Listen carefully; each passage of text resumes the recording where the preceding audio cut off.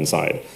And so most new satellites, so this is a breakout of a very small satellite. They go anywhere in size from, some companies have launched little tiny ones that are about this big and that thick, that only weigh maybe a couple pounds or a kilogram, up to mini satellites that are 200, 500 kilograms that are the size of a podium or the size of a mini fridge, for example. And inside of these satellites, most of the components are actually commercial off-the-shelf electronics.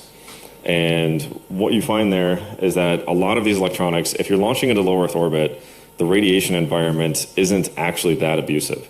There is some radiation, but a lot of commercial off-the-shelf electronics that are built for computers or built for drones or built for robotics actually work just fine in low Earth orbit.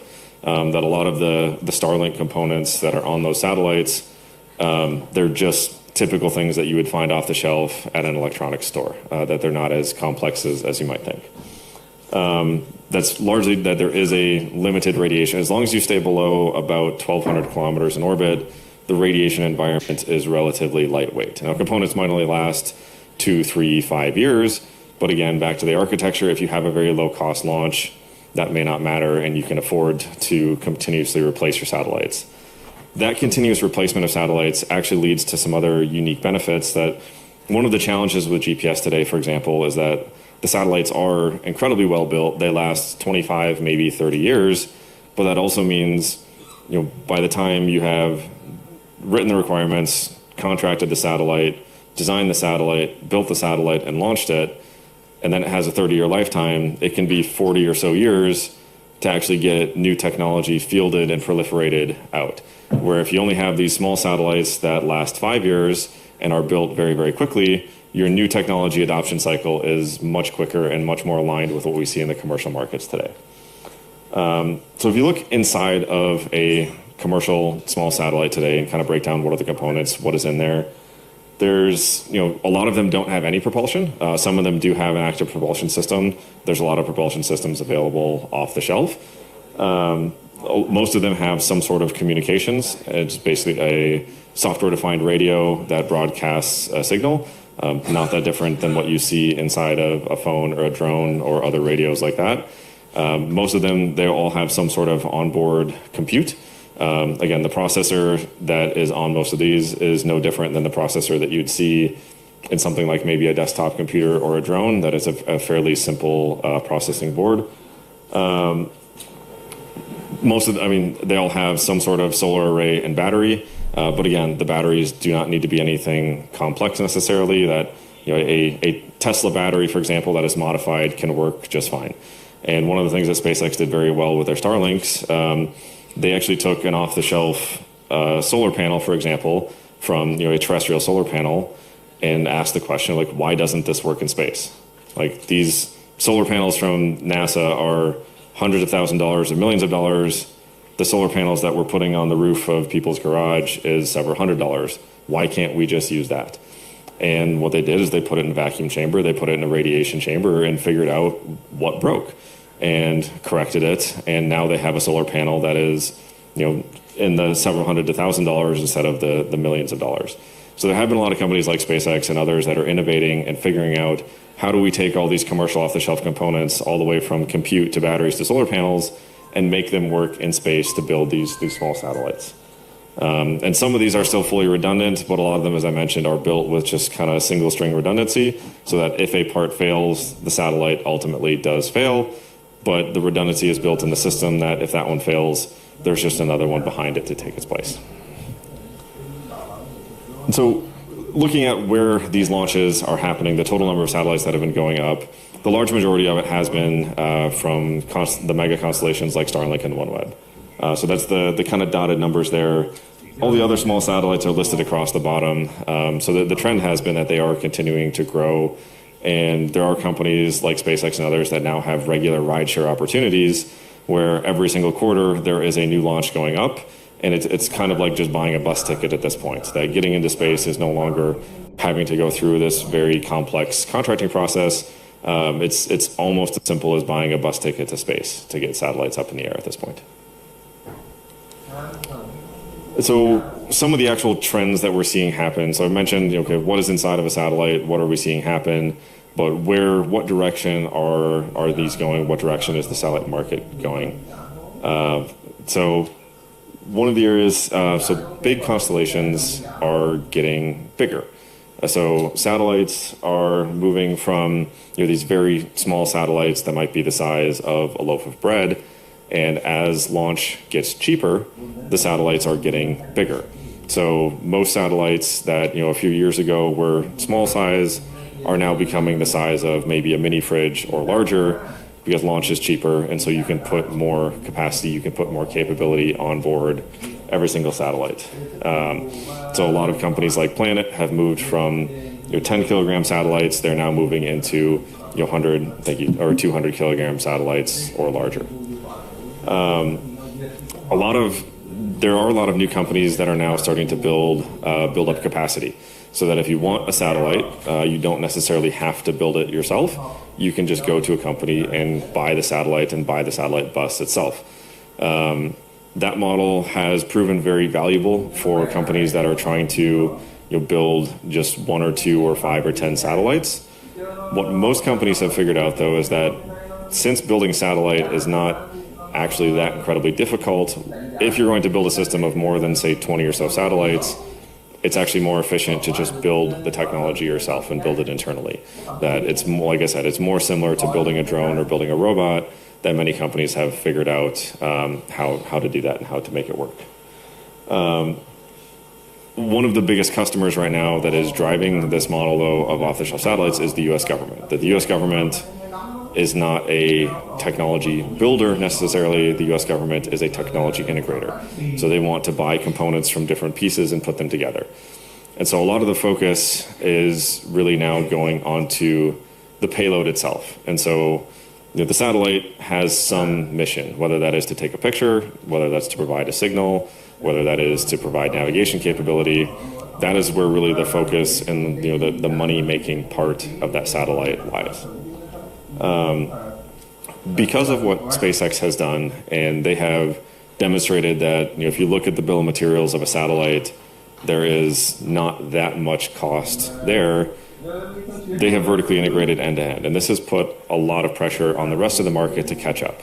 I'll show a slide in a minute that kind of compares where SpaceX is at and their capability and costs compared to the rest of the world and where they're at, and everybody is still playing catch-up with them. With all that said, the satellite market today is still a quite inefficient market. And it's kind of a unique trend where there are not very many companies that have actually achieved scale outside of SpaceX. And the ones that have actually charge more rather than charging less. Because if they have demonstrated that they have reliability, they've shown that their thing works in space, they now might be the only company that actually has flight heritage on a large number of components, and therefore they can charge more for that flight heritage. So there is pressure building where multiple companies are starting to build. But as it stands today, the reason many companies like ourselves are building our own satellites is that the satellite market is quite inefficient, and the biggest customer is still the U.S. government. And the U.S. government historically has been accustomed to buying satellites for 50 million, 100, multi-hundreds of millions of dollars. So if they can buy a satellite for even $5 or $10 million, it looks like a really good deal, even if the bill of material cost on that satellite is only $100,000 to $500,000. That works for the government. That doesn't work very well for commercial companies like ourselves, which really need to get our cost pressure down to be able to compete. So a bit of a comparison, as I mentioned, on what does the satellite market look like today, and kind of bringing some context to inefficiency. A 12U CubeSat, again, one of the smaller sized CubeSats, those produce about as much power as a light bulb. So you might get 50 watts of power out of that on average. It's not a whole lot. And today the cost on those is somewhere around $500,000. So you get the power of a light bulb for the cost of a Lamborghini, which is not great. The small satellites, the middle class, these, the mini fridge size satellites, those can produce, on average, say around 600 watts. So about as much power as a desktop computer. And the typical cost on those can be anywhere from $3 to $7 million. And so if you look at other things in the world, that's about as much as it costs to buy a private jet or a massive mining dump truck. What Starlink has figured out with their Gen 1 satellites is they're producing ones that are about 3,000 watts, so the size of a small generator, and they're building it, as I mentioned, publicly for less than $250,000. They are way below that cost at this point in time. So they're building things that are 5 times more powerful, and they're building them closer at the cost of a Tesla. And this is part of why they're so far ahead of the world. Now, they've been able to accelerate, we'll cover this a little bit later also, because they have their own launch vehicle, which certainly helps. But a lot of this was how that they just accepted the risk and saying that we are going to iterate fast, we are going to learn quickly, we are going to fail satellites. And at this point, SpaceX has failed more satellites than most other companies have launched. But at the end of the day, they also now have the biggest, most capable constellation in history. So we talked a lot about the space side. We'll shift gears a little bit and talk a little bit more about the positioning side of the world now also, and some of the things that we've been doing on the GPS side and how these all start to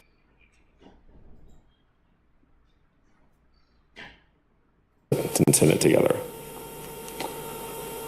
So in the modern world, most people think of GPS still as the little blue dot on your phone. It helps you find your way around. But what most people don't understand is how fundamental positioning technologies have become in the world. And it's not just positioning. That positioning technologies are also timing technologies. And so they have really laid the foundation for everything from logistics, transportation, cell phones. They've created entirely new business models for multiple different companies, and they're also now really becoming the backbone for modern technologies, whether those are autonomous or not. And when this all links together, nothing can really function without knowing where it's at. And so I had somebody frame it to me very well once that asked, if you went to sleep and you woke up 30 years later, what would be the first 2 questions that you ask?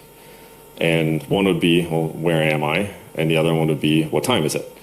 And those are the 2 questions that positioning and timing technologies answer for the world, because all of these new technologies are waking up effectively every single day and trying to figure out, well, where am I and what time is it, so I can begin to operate. So to dig a little bit deeper in some of the different specific areas here, smart cities, everything about smart and connected cities relies on positioning technologies, whether that is asset tracking and just trying to figure out where different things are at, flow optimization, things like smart traffic monitoring. The world is moving from what is the fastest road to be on to what is the fastest lane to be in. All of these things really critically need to know where the devices are in order to operate and drive forward. And so we've seen this, GPS supports a lot of these today, but what we're finding is that GPS is hitting its limits on what level of capability it can provide. What GPS has enabled is for a lot of companies to build business models based on these positions. That GPS is a military system that was built for the military, by the military, and still is operated by the military. However, since it is available to the public, there are a massive number of companies that have figured out how to use it. For example, without GPS, Google Maps, delivery systems, delivery apps wouldn't work. That about 2/3 of the apps on your phone use location data in one way or another. And that can be used either to make the user experience better, or oftentimes the data is used by the app provider and is feeding back into the back end so that they can do analytics and figure out, okay, whether that's consumer habits, whether that's patterns, to be able to actually make user experiences better and drive things forward.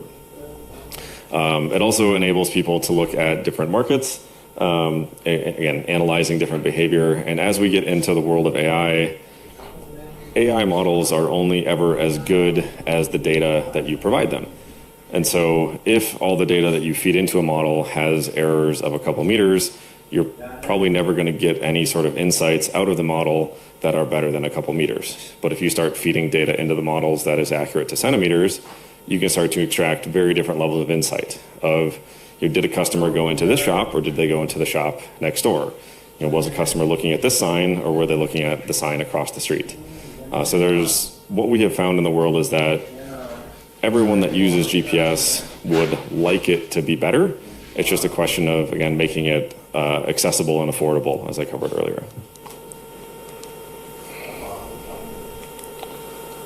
So as we move forward and technologies evolve from things that people are accustomed to at GPS into more modern technologies, things like autonomous vehicles, things like drones, even smartwatches, technology is going from hands-on to hands-off. And when you take your hands off, you take a driver out of the loop, you take the human out of the loop, the reliability and the capability of the positioning technologies that are supporting these devices needs to get massively better. And so if you look at the control stack for autonomous vehicles, everything starts with understanding of where am I? And then once you understand where am I, the next question is, where is everything else? And then the next layer above that is, well, where is everything else going? And once you know that, you can determine, well, okay, I know where I am, I know where everything else is, I know where it's going, where should I go? And then the final step is actually control, which is gas, brake, steering, of how do I get there? But that means if you have an error in the very foundational layer, which is where am I, it propagates through every single other layer, and gets worse all the way through the entire stack. So having incredibly reliable, incredibly accurate positioning is very critical to make all of these different systems operate, whether that is a vehicle, whether it is a drone, whether that is agriculture. Very highly accurate and reliable positioning has become critical for all of these devices.